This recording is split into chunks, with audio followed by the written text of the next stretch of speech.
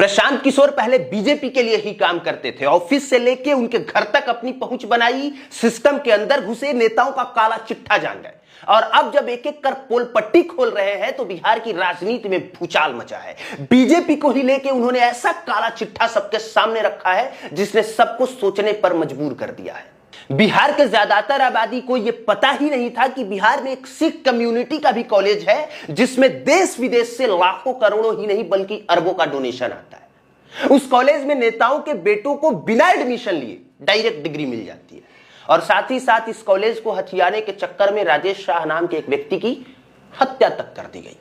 इस कॉलेज का नाम माता गुजरी मेमोरियल मेडिकल कॉलेज एमजीएम है। इसे हथियाने और अवैध कब्जा करने का आरोप प्रशांत किशोर ने बीजेपी के प्रदेश अध्यक्ष दिलीप जायसवाल पर लगाया है। आप खुद सोच के देखिए कि दिलीप जायसवाल पर इतना बड़ा आरोप लगा दिया गया। एक आरोप लगाया प्रशांत किशोर ने हत्या का, उसमें संदिग्ध होने का आरोप लगाया, दूसरा आरोप लगाया एक कॉलेज को हथियाने का, तीसरा आरोप लगाया भ्रष्टाचार का, चौथा आरोप लगाया राबड़ी देवी का मुंह बोला भाई होने का। और इतने सारे आरोप लगने के बावजूद अभी तक से दिलीप जायसवाल ने इस पर चुप्पी तक नहीं तोड़ी। दिलीप जायसवाल ने प्रशांत किशोर को जवाब तक नहीं दिया। सिर्फ बीजेपी के मीडिया प्रभारी दानिश इकबाल ने एक प्रेस नोट जारी करके कह दिया कि प्रशांत किशोर सिर्फ छवि को खराब कर रहे हैं, ऐसी कोई बात नहीं। खैर, इस बात को यही छोड़िए, पूरी कहानी को अब आसान भाषा में समझिए। दरअसल बिहार के किशनगंज में एक कॉलेज है जिसका नाम है माता मेमोरियल मेडिकल कॉलेज, जिसके संस्थापक थे सरदार मौलेश्वर सिंह। मौलेश्वर सिंह के ही परिवार के एक सदस्य हैं जिनका नाम करतार सिंह है, जो कि इसके आजीवन ट्रस्टी थे। मतलब जीवन भर जब तक ये कॉलेज रहेगा और जब तक वो जिंदा रहेंगे इस कॉलेज के वो ट्रस्टी बने रहेंगे, इस कॉलेज में वो सचिव बने रहेंगे। लेकिन करतार सिंह आज इस कॉलेज में कुछ भी नहीं है। दिलीप जायसवाल जो इस कॉलेज में कभी क्लर्क का काम किया करते थे, वो दिलीप जायसवाल आज बीजेपी के प्रदेश अध्यक्ष भी हैं, राबड़ी देवी के मुंह बोला भाई भी हैं और साथ ही साथ इस कॉलेज के सब कुछ है, ऑल इन ऑल।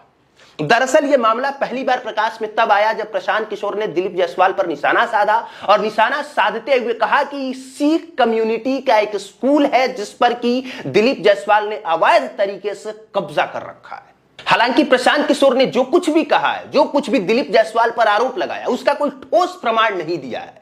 लेकिन यह भी सच है कि जो नेता एक दूसरे के साथ रहे हों वो एक दूसरे की काली करतूतों को बखूबी जानते हैं। यह अलग बात है कि जब बात पैसा कमाने की आती है, राज्य को लूटने की आती है, तो एक दूसरे के राज को पर्दे में रखना ही बेहतर समझते हैं। लेकिन प्रशांत किशोर यहां 2 कदम आगे बढ़ गए और दिलीप जायसवाल की काली करतूतों को मीडिया के सामने लाकर रख दिया।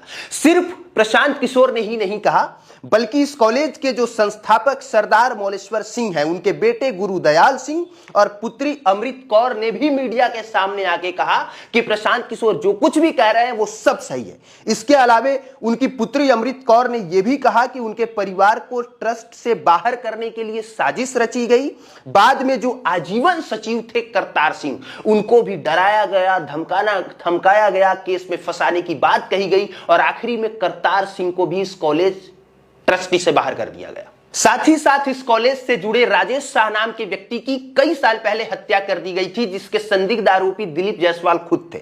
लेकिन जिस पुलिस अधीक्षक ने इस मामले की जांच की और दिलीप जायसवाल को क्लीन चिट दिया, उसी पुलिस अधीक्षक की पत्नी ने इसी कॉलेज से एमबीबीएस की डिग्री हासिल कर ली।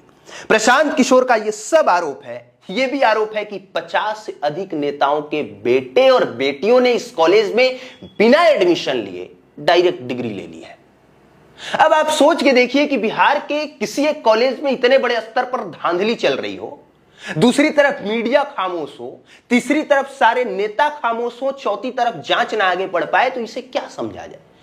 क्या यह न समझा जाए कि बिहार में सब कुछ मिली भगत करके होता है?